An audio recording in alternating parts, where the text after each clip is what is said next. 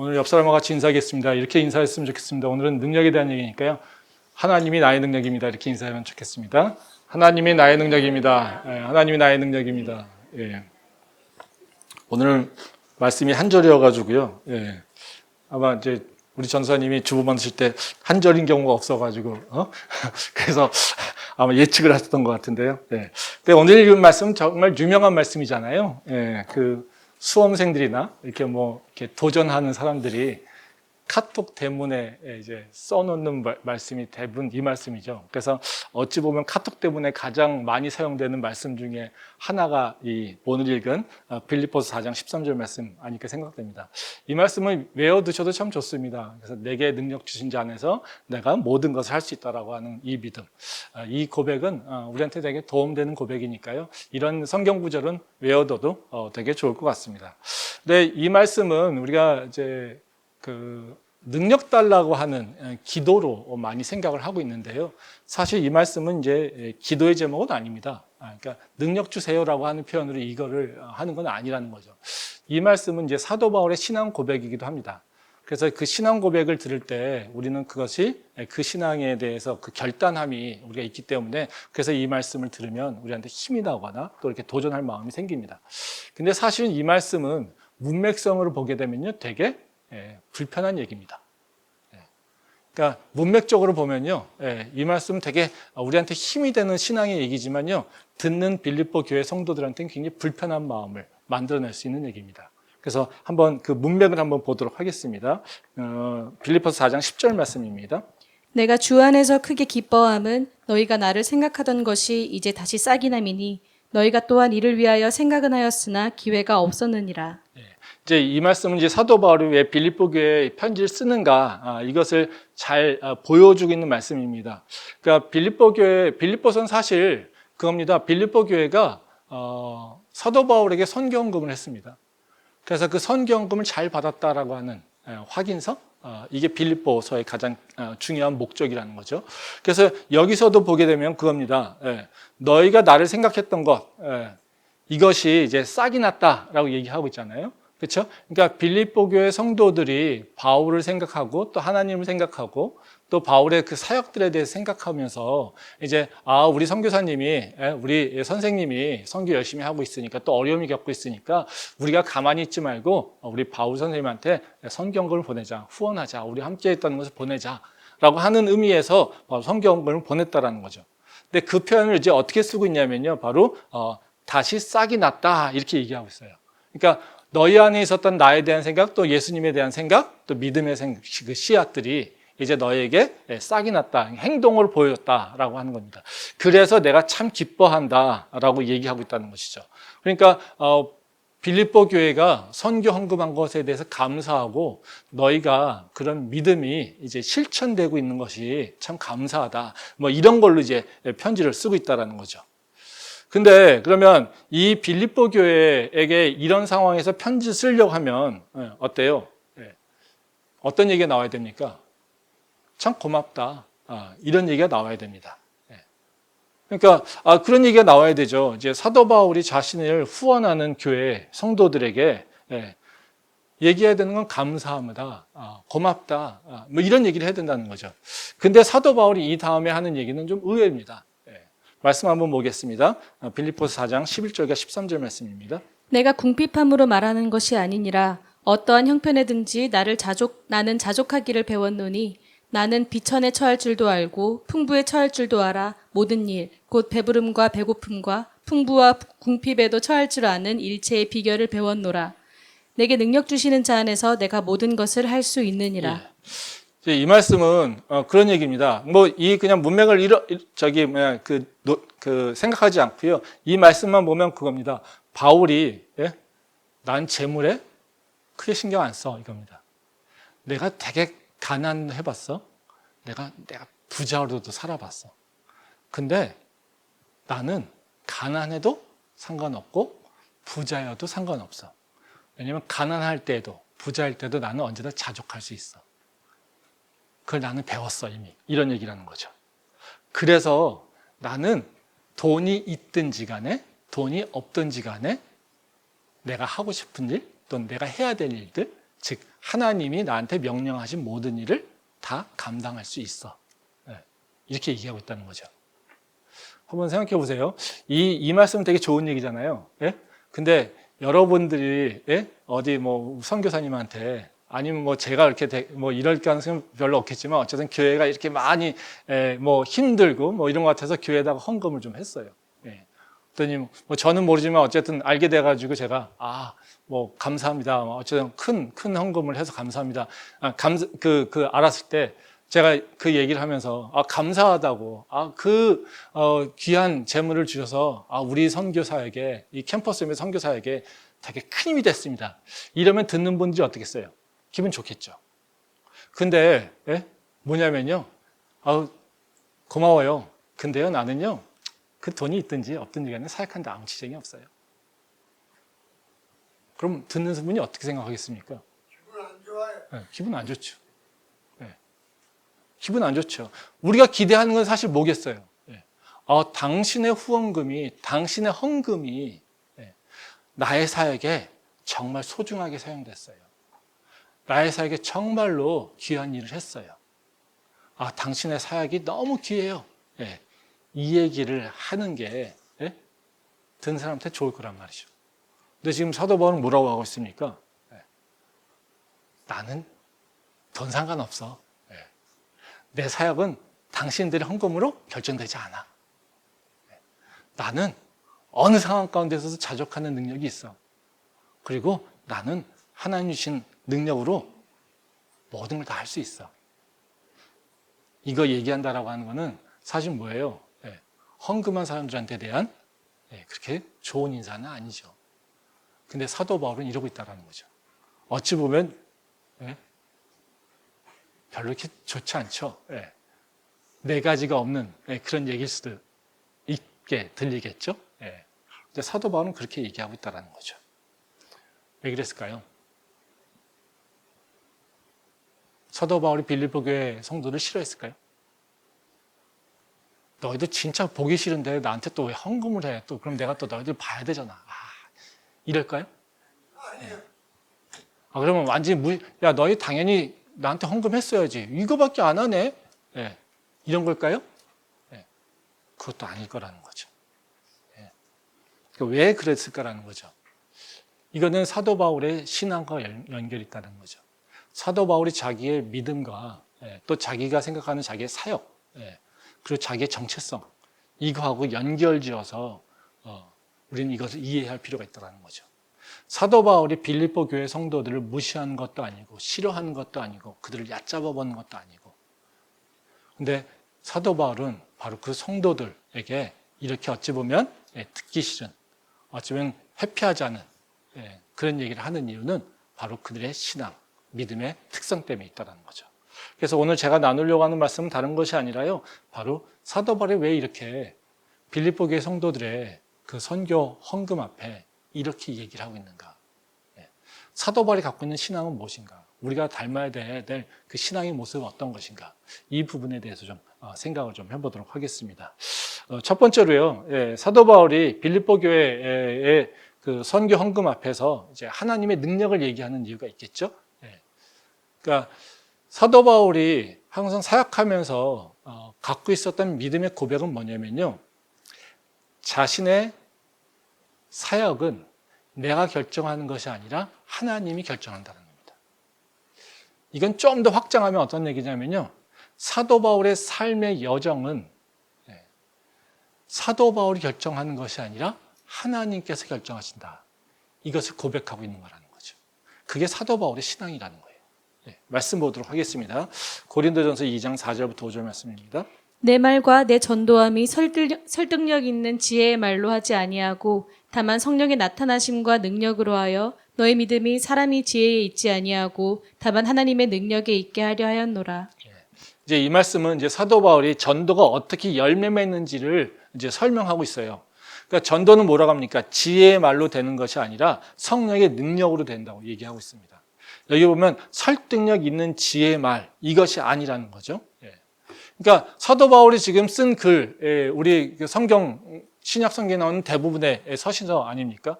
그 책들 보면 어때요? 굉장히 논리적이에요. 그래서 사도 바울만큼 율법과 복음에 대해서 정확히 알고 있는 성령의 능력까지 하나님을 잘 알고 있는 사람이 없어요. 다시 말하면 사도 바울만큼 논리적으로 하나님을 설명할 수 있는 사람이 없었다라는 거예요. 신앙에 대해서 그냥 단순하게 믿어라고 하는 것이 아니라 이 신앙이 왜 우리한테 이런 믿음을 가져야 되는지, 이런 신앙을 고백해야 되는지 설명할 수 있는 사람이 바울만큼 없었단 말이죠. 근데 사도 바울이 뭐라고 합니까? 자신의 논리력, 자신의 좋은 이야기들, 지혜들, 이런 것들로 전도가 이루어지는 것이 아니라 성령의 능력으로 전도가 이루어진다라고 하는 것을 얘기하고 있던 거예요. 즉 지혜와 지식 또는 논리, 좋은 말, 이건 다 뭡니까? 인간의 능력을 얘기하고 있는 거죠. 그렇죠? 이거는 무슨 얘기예요? 이 지금 컨텍스트에서 얘기한다라면 빌립보 교회 성도들이 갖고 있는 지금 선교 사역에 참여하고 있는 건 어떤 겁니까? 선교 헌금, 자신의 재물들을 드리는 겁니다. 그러면 그 너희가 드리는 전도라고 하는 것은, 사역이라고 하는 것은 너희의 능력, 그것이 돈이든 재물이든 아니면 다른 재능이든지 간에 이런 것들로 인해서 이루어지는 것이 아님을 너희가 기억해야 돼, 이런 거예요. 그래서 너희 삶도 마찬가지야. 하나님의 사역이 바로 너희에게, 너희가 가진 것을 통해서 이루어지는 것이 아니라 하나님의 능력으로 이루어지는 거야. 너희 삶도 너의 능력으로 너희 삶을 결정하고 이끌어가는 것이 아니라 하나님께서 너의 삶을 결정할 것이고 하나님께서 너희 삶을 인도하실 거야. 이것을 얘기하고 있다는 거예요.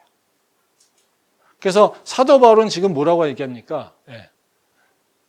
내가 아니라 하나님이 나의 주인됨을, 나의 능력이 아니라 하나님의 능력으로 내가 살아가고 있음을, 철저하게 뭘 의지해서요? 하나님을 의지해서 모든 것이 이루어진다라고 하는 것을 고백하고 있다는 거죠. 이런 얘기하면 또 우리가 이런 질문이 나오죠. 그러면 나는 노력할 필요 없나? 그렇죠? 뭐 이루어지는 거 생각하면 우리는 뭐예요? 우린 걷다가 뭐 이렇게 밥숟가락을 얻는데 내가 안 해도 된다라고 하면 어때요? 손을 띄는 거잖아요. 이런 생각하면 되게 무식한 거예요. 그러니까 이렇게 생각하시면 안 돼요. 그러니까 우리 캠퍼스의 성도님도 그런 생각 안 하면 좋겠어요. 제가 이런 얘기 되게 자주 하잖아요. 그렇죠? 하나님이 하신다라고 해서 나는 그러면 다 하실 테니까 아무것도 안 해도 되지. 이런 거는 정말 이렇게 유치한, 정말 무식한 사람들이 하고 있는 얘기라는 거죠. 전혀 하나님을 모르는 사람들, 지성과 이성이 하나도 없는 사람들, 이런 사람들이 하는 얘기예요. 그렇게 반응하면 안 된다는 거죠. 사도 바울이 성도들의 노력이 아무 의미가 없다는 것이 아닙니다. 분명히 성도들의 헌금, 그리고 성도들의 노력, 지식 되게 중요해요. 이것이 아무 의미 없다는 것이 아니라는 거예요. 사도 바울이 얘기하고 있는 것은 뭐냐면요, 너의 노력으로 모든 것을 이룬다고 생각하지 마. 너는 하나님의 결정을 따르는 자야. 이렇게 얘기를 하고 있다는 거죠. 그래서 너희가 하고 있는 노력이나 너가 하고 있는 수고함이나 너가 뭔가 기여하고 있는 것, 이것에 따라서 너의 생각으로 너가 뭔가 할 수 있을 거다 생각하지 말라는 겁니다.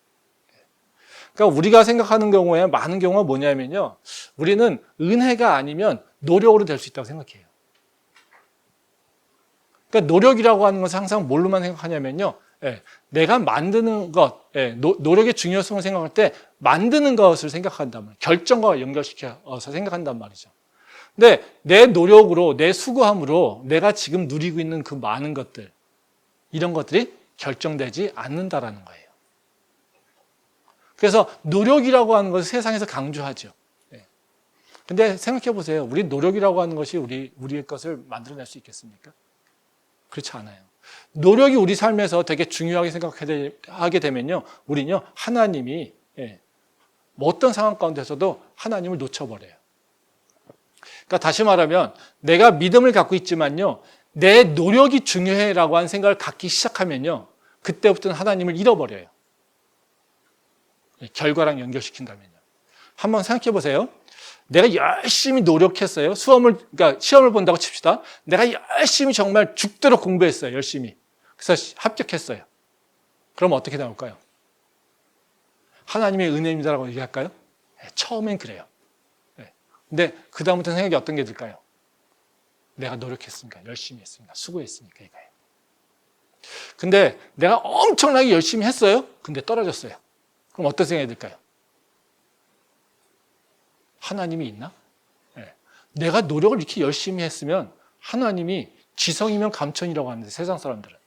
그렇죠? 네. 내 지성이 훨씬 더 넘치는데 네? 내 노력이 훨씬 더 넘치는데 야, 세상에서도 하늘이 감동한다는데 내 노력에. 근데 하나님이 뭐지? 그럼 하나님이 없나? 이런 거죠. 이건 어찌 보면 이게 다른 논리인 것 같잖아요. 근데 이 논리 구조는 똑같아요. 네. 뭐의 중심입니까? 노력이에요. 네.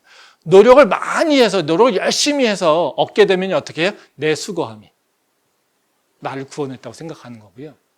또 노력을 했는데도 안 되면 어떻게 해요? 아, 하나님이 내 노력을 받아주지 않네? 하나님이 없나 보다. 이렇게 생각한다는 거죠. 어디에 포커스가 맞춰 있습니까? 원인이 노력이라는 거예요. 그래서 노력을 보게 되면 그 다음부터 노력과 결론을 연결시키면 어때요? 항상 우리는 그것이 잘 되든지 간에 잘못되든지 간에 하나님은 없어져 버린다는 거죠. 근데 노력은 어떤 거예요? 하나님과 나하고 관계 속에서의 책임이에요. 노력이 내 삶의 결과를 결정하는 것이 아니라요. 내가 하나님과 동행하는 방식이에요. 내가 시험을 준비하고 있다면 당연히 어떻게 됩니까? 하나님 앞에서 어떤 자세 해야 됩니까? 하나님의 능력으로 하는 거니까 난 대강하면 돼요. 이런 게 맞을까요? 아니, 말이 안 되는 얘기죠. 세상 사람들 자기 목숨 걸고 열심히 하잖아요. 근데 우리는 하나님 믿는다고 해서 아, 하나님이 결정하시는 거니까 나는 그냥 대강해도 돼. 그럼 하나님께서 나한테 주셔. 우리 이렇게 생각한다면요. 세상 사람은 뭐라고 하겠습니까? 하나님은 불공정하죠. 우리가 가장 싫어하는 게 그거 아니에요? 아빠 백. 그렇죠? 엄마 백. 너는 잘하지도 않는데 열심히 하지도 않는데 니네 아버지가 힘이 있어가지고 됐네? 우린 그걸 어떻게 해요? 되게 싫어하잖아요. 그렇죠? 근데 우리 아버지 하나님이 나와 함께하고 있기 때문에 나는 세상 사람들 노력 안 해도 열심히 하지 않아도 나는 다 돼. 이러면요. 어떻게 하겠어요? 세상 사람들이 나를 보고서 하나님이 공정하다고 얘기하겠어요? 그렇게 얘기하지 않는다라는 거죠. 그거는 하나님 말씀과 전혀 맞지 않아요. 하나님 성품과도 맞지 않아요. 근데 우리는 그렇게 생각하는 경우가 참 많다라는 거죠.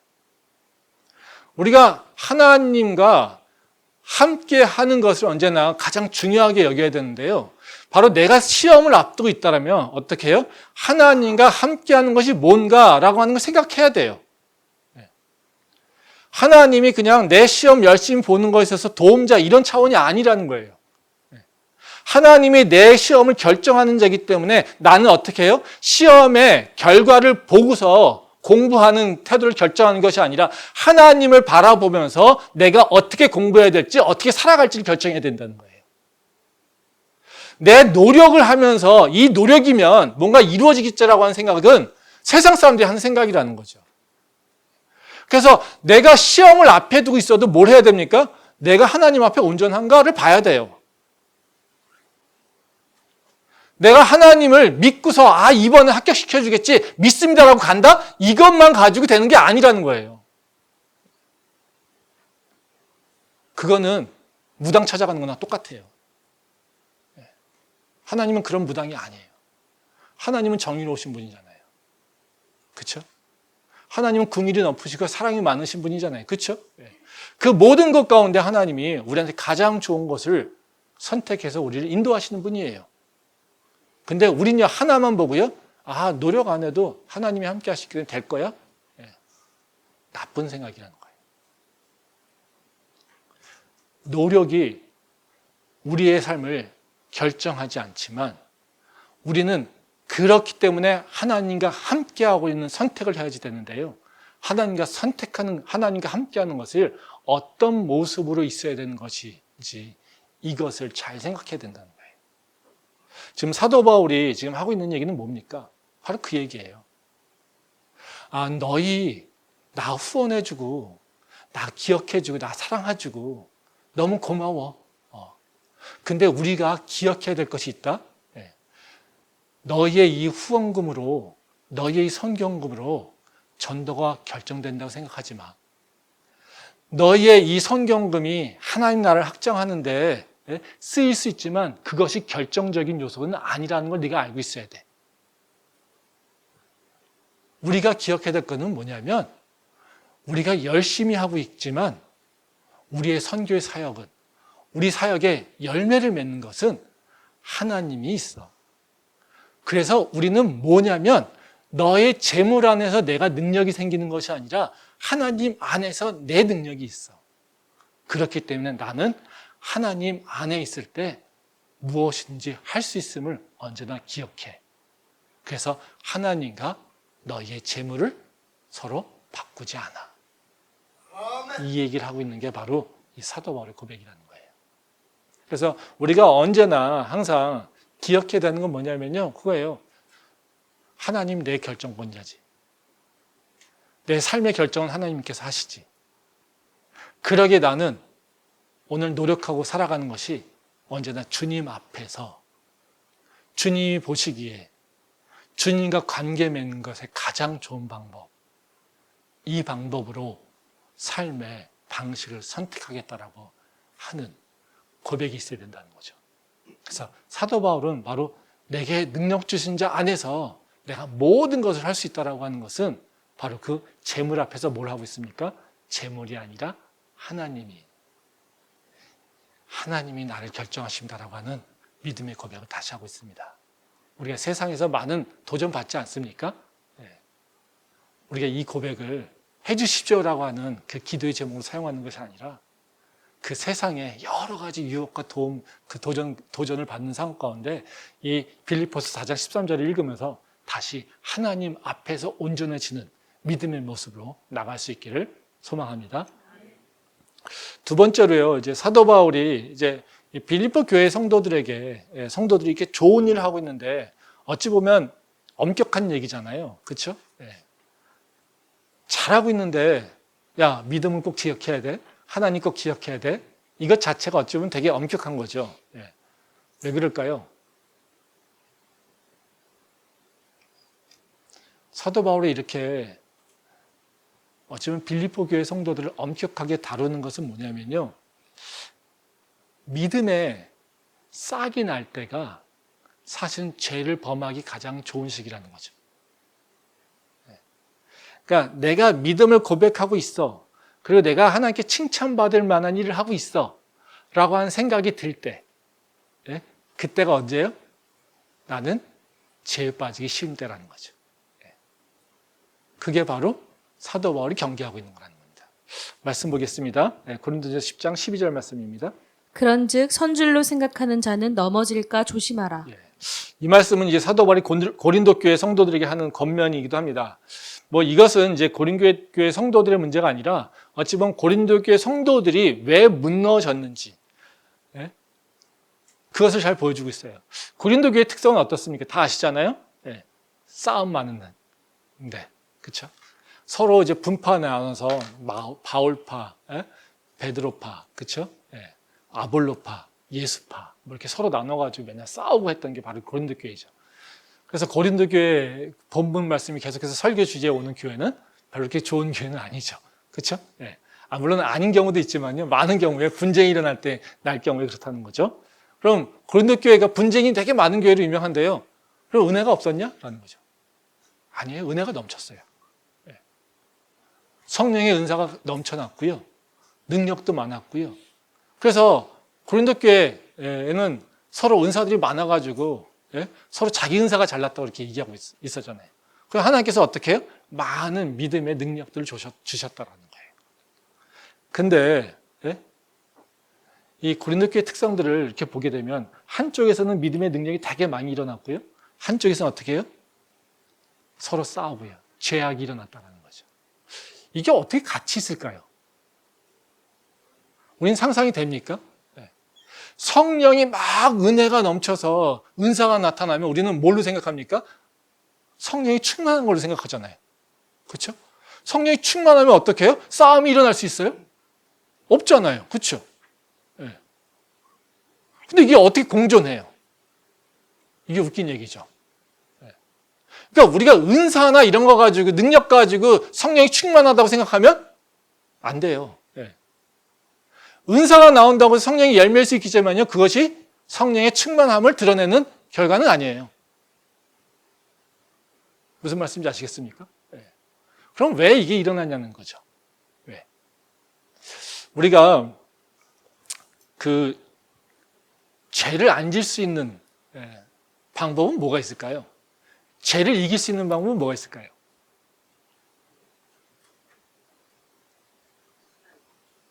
십자가밖에 없어요. 십자가 앞에 내가 서서 십자가를 통해서 나를 바라보는 것밖에 없어요. 왜 그렇습니까? 우리는 죄인이기 때문에. 우리가 하나님을 놓쳐버리고 십자가를 놓쳐버리고 내가 한 것을 보기 시작하면 어떨까요? 우리는 항상 죄에 빠지게 돼 있어요. 그게 우리 본질이에요. 우리 죄인이라는 거죠. 그게 우리 본질적 모습이에요. 한번 생각해 보세요. 내가 죄인인 것을 알고 있을 때 어때요? 십자가의 은혜를 기억하죠. 십자가를 바라보겠죠. 그렇죠? 그러면 그 죄에 대해가 얼마나 무서운 건지 두렵겠죠. 근데 그럼 죄의 유혹이 왔을 때 그때는 어떻게 할까요? 죄에 민감하기 때문에 이겨낼 수 있겠죠. 근데요, 내가 죄를 이겨냈어요. 그래서 내 모습 가운데 선한 일이 생겼어요. 착한 일이 생겼어. 그렇죠? 원래 사실은 그런 거잖아요. 하나님께서 내게 은혜를 주셔서요, 내가 은혜가 충만하면 어떤 일이 일어납니까? 악한 일을 해요? 악한 일을 하지 않아요. 예? 어때요? 예. 하나님께서 주신 선한 일을 하게 돼 있어요. 그러면 내 눈에 뭐가 보일까요?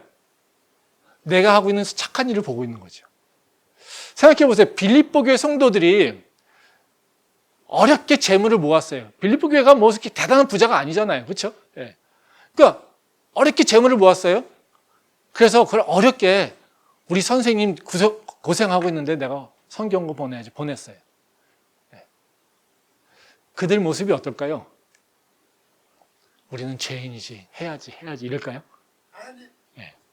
어떤 마음이 들까요? 야, 우리도 이제는 믿음에 싹이 났어. 그래서 야, 이제 성경금도 하고 우리가 이렇게 착한 일을 하고 있어. 야, 저 옆에 다른 교회 보니까 저 선교에 관심도 없고 저놈들은 맨날 뭐 지네들 먹고 노는 거면 관심 있고 말이야. 예? 우리는 지금 딴 거 안 하고 아껴서 지금 성경금 보내고 있는데 저놈들 보니까 이상한 놈들이야. 저 제대로 된 교회도 아닌 것 같아. 우리만 그런 것 같아. 그쵸? 예? 뭐 보니까요? 우리가 지금 성경금 하고 있으니까. 예. 선교 헌금 하고 있는 거를 보기 시작하면 뭘 놓칠까요? 십자가를 놓쳐버리죠. 예? 그쵸? 예. 내가 잘한 것을 보기 시작하면요, 십자가 필요합니까? 내가 열심히 한 것을 보고 내가 좋은 일을 하고 있는 것을 보고 있으면 십자가가 필요할까요? 아니. 안 보이죠. 그렇죠? 그러니까 우리 삶에서 내가 열심히 하고 잘하고 있는 것을 보기 시작하면요, 우리는요 십자가를 놓쳐버려요. 그럼 십자가를 놓쳐버리면 어떤 일이 일어나겠습니까? 자연스럽게 우리는 죄에 무너지게 되는 거예요. 지금 빌립보 교회를 사랑하는 마음으로 지금 사도 바울이 사실 건면하고 있는 거예요. 왜요? 선교 헌금에서 열심히 그 사랑을 실천했다라고 어떤 마음이 어쨌든 되게 풍요하지 않았겠습니까? 빌립보 회원들이 사실 착한 일을 하면요 되게 풍요해요. 교회에다가 여러분들 뭐 제가 헌금을 강조하는 게 아니라 교회에다가 여러분들 헌금이나 뭐 헌신이나 이런 거 한번 해보세요. 되게 슬픈지 와 내가 헌금하면서 이렇게 내가 저 돈 있었으면 내가 딴 것을 이런 마음이 들까요? 아니에요. 그런 마음을 그걸 하게 되면요 되게 기뻐요. 사실은요. 없지만요. 시간도 마찬가지예요. 내가 교회에다가 뭔가를 하나님 위해서 이런 일을 하고 나면요. 그 일 하고 나면 그 다음에 내가 오는 길이 되게 마음이 기뻐요. 되게 뿌듯해요. 그게 당연해요. 왜? 착한 일 하고 있으니까. 선한 일 하고 있으니까. 나는 원래 그렇게 선한 일을 할 수 있는 존재가 아닌데 선한 일을 하고 있잖아요. 예. 그러니까 내가 다른 사람을 보인다는 거예요. 예. 근데 그때 우리는 위험하다는 거죠. 왜? 예수님을 놓치니까. 십자가를 놓쳐버리니까. 지금 사도 바울이 빌립보 교회에다가 얘기하고 있는 건 바로 그겁니다. 너희가 잘한다라고 생각하고 있잖아. 근데 너희가 잘한다고 생각할 때 우린 다시 한번 기억해야 돼. 하나님이 우리의 주인 되심을, 그리고 예수님의 그 십자가를 놓쳐버리면 우린 또다시 죄로 들어갈 수밖에 없다라고 하는 거예요. 그래서 우리는요, 언제나 뭘 기억해야 됩니까? 십자가를 기억하고요, 십자가를 바라보고 살아야 돼요. 그리고 십자가를 통해서 나를 계속 보고 있어야 돼요. 우리가 십자가를 놓쳐버렸을 때는요, 내 죄는 안 보이고요, 다른 사람의 죄밖에 보지 않습니다. 십자가를 놓쳐버리고요, 내 선한 것만 보기 시작하면요, 다른 사람을 비방하고요, 다른 사람을요, 평가하고 할 수밖에 없어요. 그게 우리의 모습이에요. 그렇기 때문에 우리는요, 언제나 십자가를 기억해야 돼요. 마지막으로 말씀 보고 마무리하도록 하겠습니다. 로마서 7장 18절에서 19절 말씀입니다. 내 속 곧 내 육신에 선한 것이 거하지 아니하는 줄을 아노니 원함은 내게 있으나 선을 행하는 것은 없노라. 내가 원하는 바 선은 행하지 아니하고 도리어 원하지 아니하는 바 악을 행하는도다. 이게 사도 바울이 바로 이런 얘기를 하고 있는 이유입니다. 즉 신앙의 고백이에요. 사도 바울이 뭐라고 얘기하고 있습니까? 내 육신에 선한 것이 없어. 내가 선한 것을 원한다 하더라도 내가 선한 것을 행할 수가 없어. 그러니까 내가 이 선함을 이루기 위해서는 내 능력을 의지하는 것이 아니라 십자가를 의지해야 돼. 이게 사도 바울이 언제나 기억하고 있는 자기의 신앙의 정체성이고 그리고 믿음의 고백이에요. 그래서 뭐라고 얘기합니까? 내가 예수를 믿으면서 내가 그리스도와 함께 십자가에 못 박혔나니 이제는 내가 사는 것이 아니라 내 안에 있는 예수를 따라서 예수를 믿는 믿음으로 산다고 얘기하고 있지 않습니까? 그 얘기를 하고 있는 건 뭡니까? 우리는 언제든지 죄를 질 수 있는 존재야. 언제든지 내 안에 있는 죄가 나를 집어삼킬 수 있는 존재야. 그래서 이거를 이기기 위해서는 내가 예수 그리스도와 함께 십자가에 있어야 돼. 그 십자가의 능력으로 나를 통제해야 돼. 내 안에 있는 육신의 소욕들을 통제해야 돼. 이게 바로 사도 바울이 갖고 있었던 신앙이라는 거죠. 우리의 믿음을 다시 한번 생각해 보시면 좋겠습니다. 나는 지금 어떤 믿음을 갖고 있습니까? 내 안에 예수 그리스도의 십자가를 지금 품고 있습니까? 하루에 한 번이라도 나는 예수의 십자가를 기억하고 있습니까? 나는 예수님의 그 십자가를 얼마나 자주 기억하고 있습니까?